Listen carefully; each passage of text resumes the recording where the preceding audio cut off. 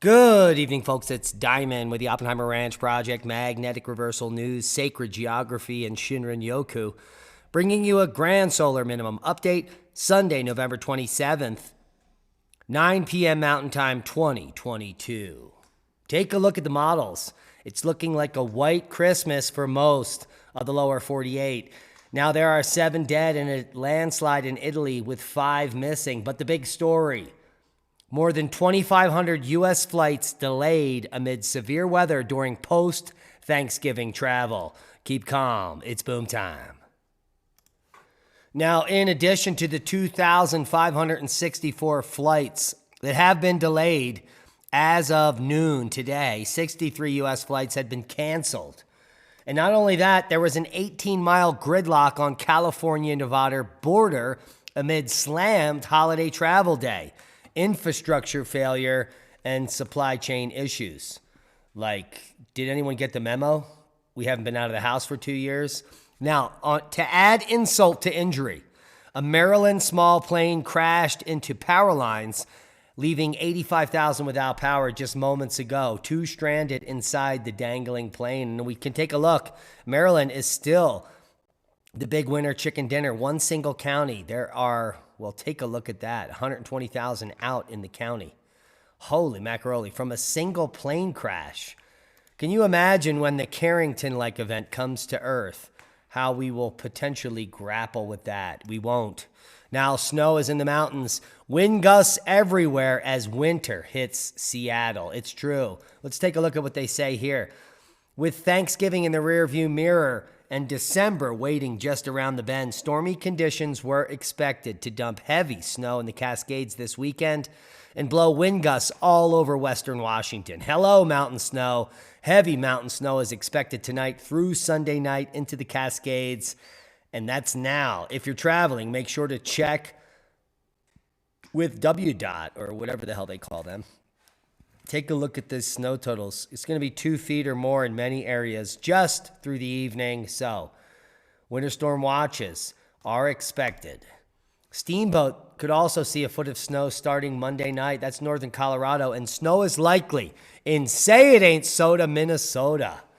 Now, let's take a look at the NOAA Rutgers Weekly snow cover extent, and it's showing that we have the highest snow cover in over 56 years. Shut up, Al! Get in your hole! I told you, no bun cake! Severe weather also is threatening 25 million from Texas to Illinois as the week kicks off, as a potent, multifaceted storm rolls out from the Rockies, dumping snow, ho, ho, ho. Severe weather ranging from high winds to a few tornadoes will be possible from the northwestern Gulf Coast to the Mississippi Valley. Now, AccuWeather meteorologists warn approximately 25 million people in the south central United States will be at risk for severe thunderstorms on Tuesday alone. And that will be their lose day. Let's take a look at the models. Here is your severe thunderstorm look late Tuesday to Tuesday night. Isolated tornadoes, local flash flooding, damaging wind gusts 50 to 70 miles per hour. And the AccuWeather local storm max pushing that gust up to 75. So we're talking Shreveport, Texarkana, Alexandria, Memphis, Nashville. You're in that cone of high, well, it's actually moderate threat level for severe thunderstorms. Let's take a look at the forecast. Wet travel conditions for the east, snow and wind for the Pacific Northwest and the Rockies. A storm lifting northward towards the Great Lakes will bring periods of rain and gusty winds for the eastern third of the country today. For the Pacific Northwest and northern Rockies, accumulating snow and strong winds will make for hazardous traveling conditions. Through tonight, a stronger storm is forecast early in the week with threat for severe thunderstorms for the Mississippi Valley. Now let's take a look at the snowfall totals. They're looking, well, totally snowfally. Here, we're just going to walk it through for you. And so here we are on Sunday, your fun day. As we get into Monday morning, through the day, snow is going to be dipping and dumping down through the Cascades. 6 to 18 inches will fall in the next 12 hours in the northern portions of Oregon there in the Cascades, as well as moderate to heavy snow up to 10 inches in Idaho, and western Wyoming. Take a look at that. And it's going to be dropping down on the Rocky Mountain front into the Southern Rockies through Utah on Monday and Tuesday. Tuesday is the lose day for Colorado, as well as Kansas and Nebraska. That snow is going to be moving through there with heavy winds. Just a few inches for the Midwest there, Nebraska, Iowa, but heavy totals could be coming in for Wisconsin there.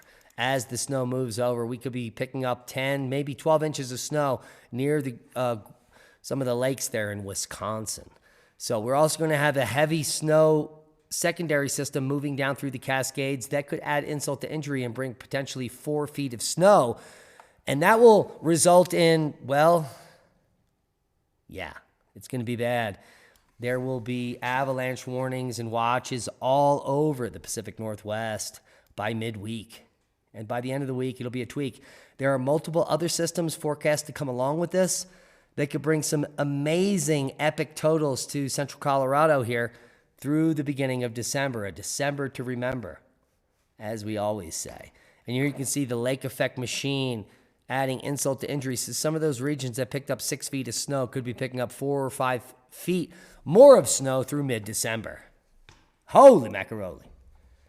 Now, as we said, a tragic event as cosmic ray flux induced landslides in Italy have taken 7 lives, 5 missing in Italy's Ischia Island. Search teams have recovered 7 dead, including a 3-week-old infant and a pair of young siblings buried in mud and debris that hurtled down a mountainside and through a densely populated port city on the resort island of Ischia, officials said Sunday. The Naples prefect confirmed that 5 people remain missing. Hopefully, they are not buried under the debris of this enormous landslide that struck Casamadocia before dawn on Saturday. Its force collapsed buildings and pushed vehicles into the sea. The other victims were identified as an infant boy's parents, a 5-year-old girl and her 11-year-old brother, a 30-year-old island resident, and Bulgarian tourist. Mud and water tend to fill every space, Luca Cari, the spokesman for the Italian firefighters, told RAI State TV. Our teams are searching with hope, even if it's very difficult. Our biggest hope is that people identified as missing have found refuge with relatives and friends and have not advised of their position, he added. Well, our hopes are there as well as we move on to the seismic update. I'm actually in the video. Look at that. I didn't realize I had turned on my camera. Hope I look fantastic. There are no quakes of note. Something just kicked off in the United States here in Oklahoma. It's a frac quake. There's nothing to be worried about worldwide. As a viral video shows what happens if a human falls into a lava lake. Now, thankfully, they didn't throw a human into the lava lake. But the video shows the first layer of solidified ash that forms over the molten lava as it breaks and submerges the organic matter as it enters the lava lake. And then the reaction from the lava lake is quite freaking spectacular or catastrophic. And I don't understand why they cut the video off at the end here. So just let's take a look. What's going on here?